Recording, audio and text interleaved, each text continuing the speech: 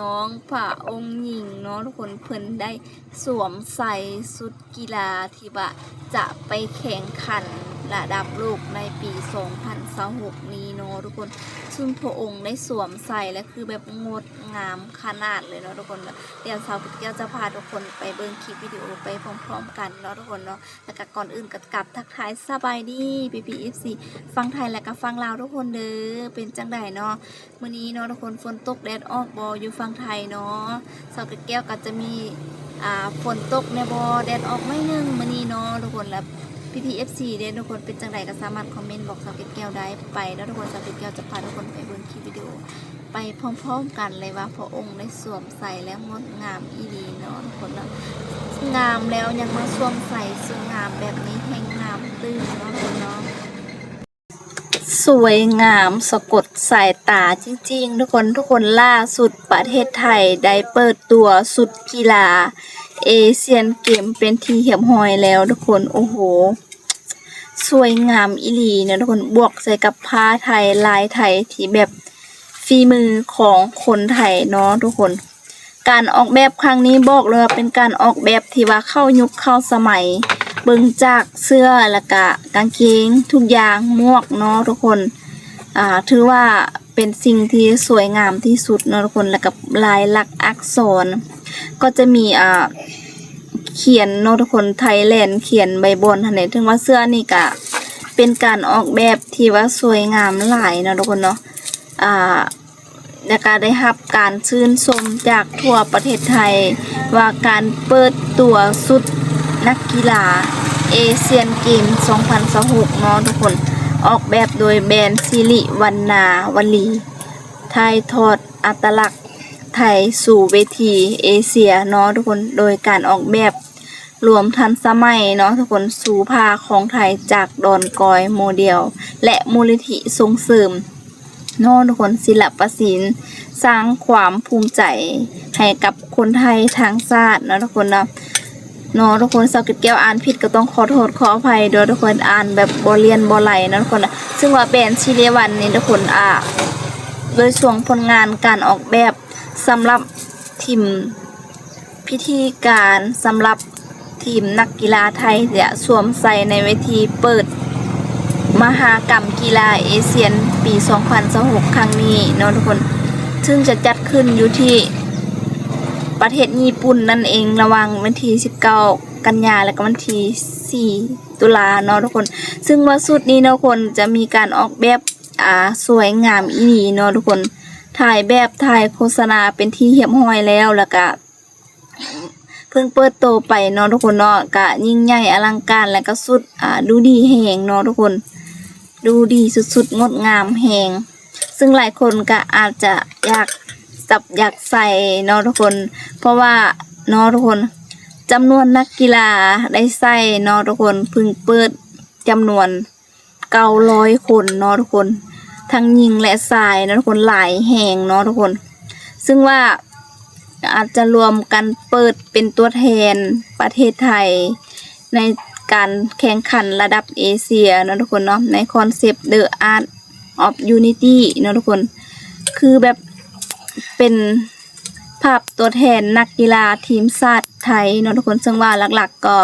ทุกคนอาจจะเห็นก็เป็น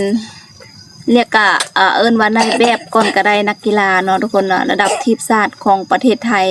ที่ว่าถ่ายแบบคู่กับชุดกีฬาเอเชียนเกมสุดใหม่ของปี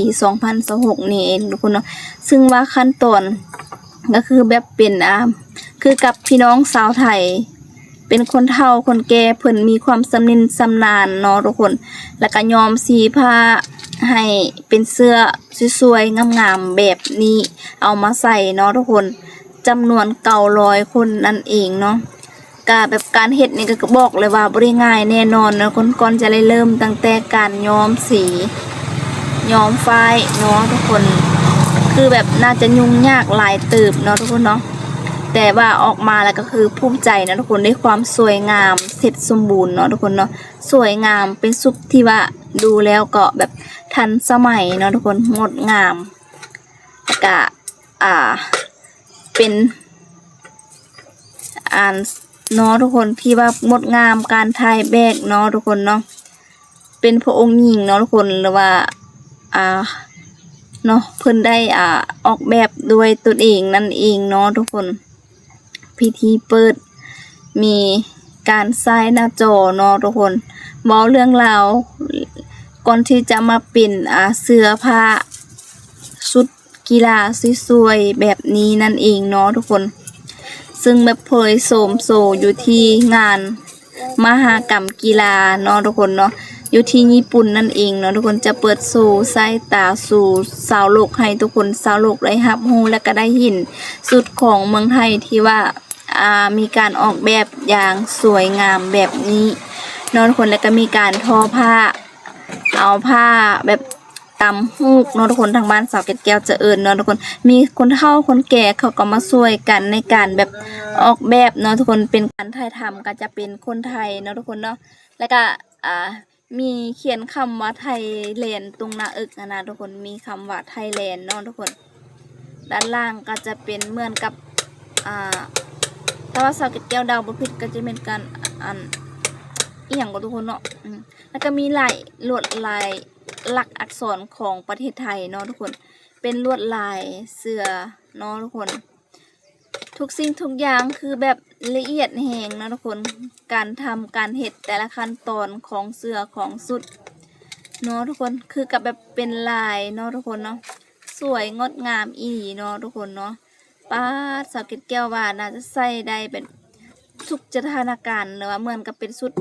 ทุกคนงดงามอีหลีเป็นเหมือนกับเป็นอย่างก็วัดไทยบ่ทุกคนในลวยลักษณ์อักษรของลายเสื้อนะทุกคนเสื้อสีขาวนะทุกคนคือแบบอย่างเส้นพระสว่างบ่ทุกคนสาวเกตแก้วว่าผิดก็ต้องขอโทษขออภัยนะทุกคนสวยงดงามอีหลีเนาะ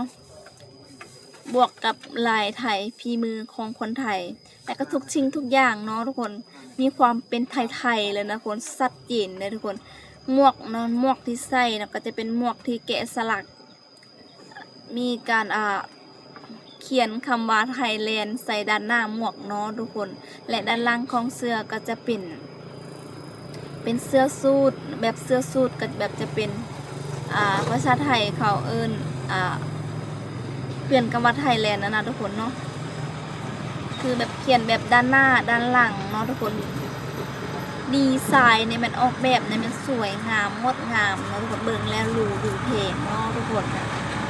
คลิปที่สาวเกตแก้วในเว้าถึงเนาะทุกคนก็เป็นคลิปที่เขาแบบมีการเฮ็ด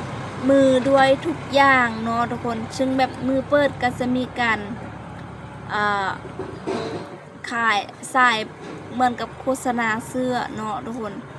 เป็นชุดของกีฬาของจะมีการใส่และก็พระองค์หญิงใส่เนาะทุกคนสาวเกตแก้วก็บ่จื้อชื่อองค์หญิงเพิ่นแล้วเนาะทุกคนว่าเพิ่นเป็นองค์หญิงสาวเกตแก้วเคยเฮ็ดคลิปของพระองค์มาก่อนแล้วนะทุกคนแต่ว่าสาวเกตแก้วก็บ่จื้อชื่อเพิ่นเนาะต้องขอโทษขออภัยหลายๆเนาะทุกคนเนาะถ้าสาวเกตแก้วเว้าผิดเนาะทุกคนนี่ก็เป็นการโอ้โหเนาะทุกคนสุดนี้ผ่านให้ล้านเต็มล้านร้อยเต็มร้อยเนาะทุกคนความงดงามของสุดนี้นั่นเองเนาะทุกคนคือแบบรายละเอียดของสุดนะทุกคนเบิ่งจากด้านล่างนะทุกคนเป็นภาพผูกมัดใส่ด้านล่างเนาะทุกคนแบบเป็นภาพที่ว่าสวยแหงกระสับหุ่นได้กระสับหุ่นแบบพระองค์หญิงเพิ่นได้สวมใส่เพิ่นได้มาถ่ายแบบเองงดงามอีดีเนาะทุกคนเนาะแล้วก็มีนักกีฬาทีมชาติไทยมาสวมใส่คือว่าแบบแต่ละชุดแต่ละดีไซน์เนาะทุกคนก็ไปวัดเอาหุ่นมาบอกทุกคนหรือว่าจังไหนคือใส่มาโอ้โหเข้ากับหุ่นมันเป๊ะเลยนะทุกคนเนาะคือแบบงดงามเนาะนักกีฬาแล้วก็นักกีฬาดังๆแล้วก็ของประเทศไทยได้มาถ่ายแบบใส่กับชุดเอเชียนเกมชุดนี้นั่นเองเนาะทุกคนงดงามอีหลีได้ทุกคนเนาะเบิ่งลายหน้าของเสื้อสีขาวเนาะทุกคนโอ้โหสาวเกตแก้วคิดออกแล้วทุกคนเหมือนกับแบบเป็นพระราชวังนะทุกคนเนาะพระราชวังที่พระองค์เพิ่นได้ประทับอยู่นั่นเองเนาะทุกคนเนาะจากจะใช้คำใดทุกคนขอโทษขออภัยหลายๆว่าผิดกันเนาะทุกคนคือแบบงดงามนะทุกคนเนาะป้าหมวกนี่ก็เขียนเป็นภาษาเลยเนาะคนไทยเนี่ย เป็นจังใดกันแน่พี่ FC หลังจากว่าได้เบิ่งคลิปวิดีโอนี้แต่ต้นจนจบเนาะพี่ FC มีความคิดเห็นจังใดกับคลิปนี้เนาะทุกคนก็สามารถคอมเมนต์ใต้คลิปวิดีโอได้ ส่วนว่าคลิปเสียงที่ว่าน้องขึ้นไปร้องเพลงเนาะทุกคนสาวเกตแก้วกะยังห้าบ่เห็นเนาะทุกคนที่มัน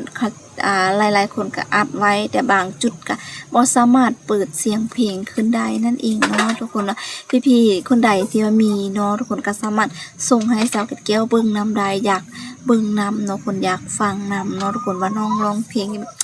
ขึ้นอารมณ์แล้วก็ได้ใจทุกคนสุดๆนั่นเองเชื่อวันต่อไปน้องอาจจะมีงานเข้ามาล้วนๆแน่นอนทุกคนเป็นสาวน้อยที่ว่าโด่งดังที่สุดในประเทศไทยก็ว่าได้เพราะว่าน้องแค่อายุแค่16 ปีนั่นเองด้วยทุกคนเอาแล้วนะทุกคนคลิปนี้สาวเกตแก้วก็จะได้ขอตัวลาไปก่อนแล้วก็ฝากพี่ FC เซนเก่าเซนเกินกดไลค์กดแชร์กดติดตามด้วยนะทุกคนเนาะเพราะว่าช่วงนี้เนาะทุกคนสาวเกตแก้วยอดวิว